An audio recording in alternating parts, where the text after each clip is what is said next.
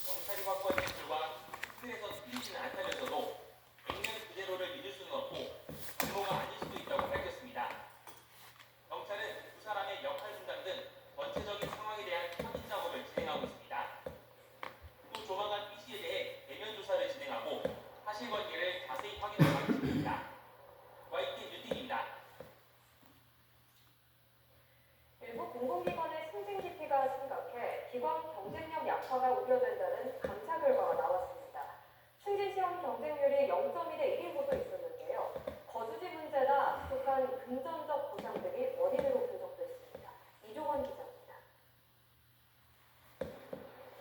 감사원이 공공기관 35곳 임직원을 대상으로 승진 기피가 어느 정도나 심각한지 물었습니다. 설문조사 결과 기관부 직원 가운데 승진 의사가 없다고 답한 응답자가 70%를 넘긴 기관은 한국전력 등 7곳에 달했습니다. 실제 초급간부 승진 시험 제도를 운영 중인 한전 등 12개 기관의 시험 경쟁률은 지속해서 하락 추세입니다. 한전 KBS의 경우 지난 2024년 승진시험 경쟁률이 0.2대 1에 불과하게 되어 있습니다. 원인은 한마디로 워라밸로 요약됩니다. 업무량 과중에 비해 금전적 보상은 미흡하고 특히 승진 시 순환급으로 인한 거주지 이동 부담 등이 기피 원인으로 분석됐습니다. 이 같은 기피 현상은 이번 승진 시에도 마찬가지인 것으로 나타났습니다.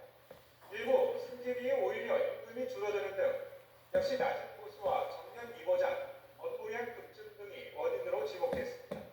감사원은 승진 기피 현상으로 업무 역량이 떨어지는 직원의 승진이나 업무 공백, 조직 활력 저하 등 부작용을 낳고 있다며 관련 부처의 개선 방안 마련을 주문했습니다.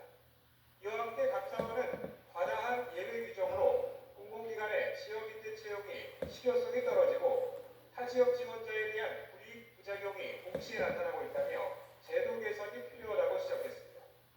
또 임금피크 대상자의 근로의욕을 끌어올리기 위한 개선 방안 마련도 공공기관 인력 운영의 효율성과 생산성을 높이는 방안으로 제시했습니다. YTN 이종원입니다. 지난해 우리나라에서 일어난 급발진 의심사고 대부분은 페달 오조작으로 인한 사고로 나타났습니다. 운전자 4명 중 3명은 60대 이상 고령자였고 등록 대수 대비 전기차 사고 비율이 가장 높았습니다. 최도희 기자가 보도합니다. 지난해 11월 제주시 우도에 입주하던 60대 A씨가 몰던 승합차가 빠른 속도로 달리며 보행자들을 들이받아 3명이 숨졌고 11명이 다쳤습니다. 운전자는 급발진을 주장했지만 경찰은 급발진 주장을 뒷받침하는 정황이 없는 것으로 확인됐다고 밝혔습니다. 한국교통안전공단이 이를 포함해 지난해 급발진 의심사고로 언론에 보도된 149건을 분석했더니 페달 오조작 사고가 전체의 73.2%로 나타났습니다. 급발진으로 확인된 건 한 건도 없었고 나머지 40건은 조사 중이거나 조사 결과가 확인되지 않았습니다. 운전자 연령별로는 60대가 가장 많았고 20대 이상 고령 운전자 사고의 비중은 전체의 75%를 넘었습니다. 사용 연료가 확인된 120건을 기준으로 보면 휘발유차가 가장 많았습니다. 하지만 전체 등록 대수와 비교했을 때는 전기차 사고 비율이 가장 높았습니다.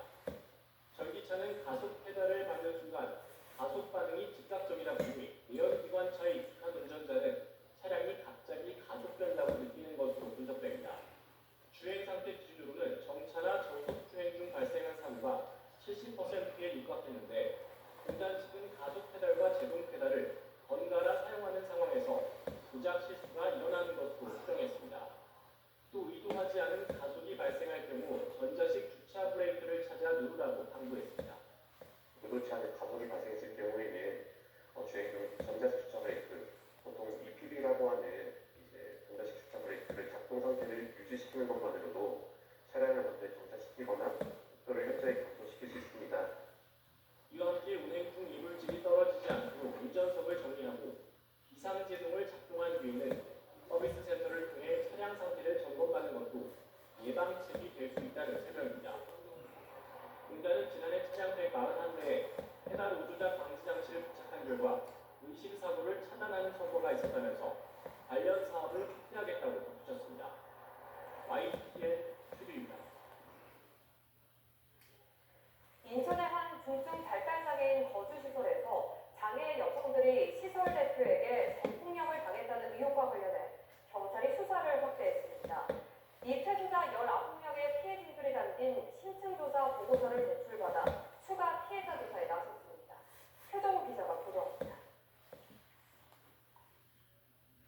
인천 강화군에 있는 중증 발달 장애인 시설 택동원입니다. 지난해 3월 이곳 시설 대표 A씨가 입소한 여성 장애인들을 반복적으로 성폭행했다는 신고가 경찰에 접수됐습니다.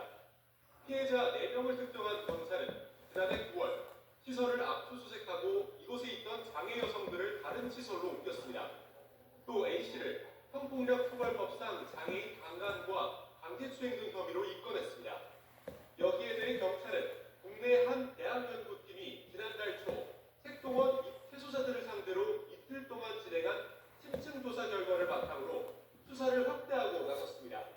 조사를 받은 여성 장애인 19명 전원이 A씨로부터 성폭행 등 성적인 피해를 겪었다고 주장한 걸로 전해졌습니다. 연구팀은 의사표현이 어려운 경우 전문 기법을 활용해 피해 상황을 파악한 걸로 전해졌습니다. 조사를 의뢰한 강화군은 남아있는 남성 장애인들에 대해서도 즉시 심층 조사해 학대 정황이 확인되면 신고하고 전원 조치할 예정이라고 밝혔습니다. 또 경찰에서 A씨를 기소 의견으로 송치하면 해당 시설에 대한 폐쇄 조치 등 행정처분을 내릴 예정이라고 설명했습니다.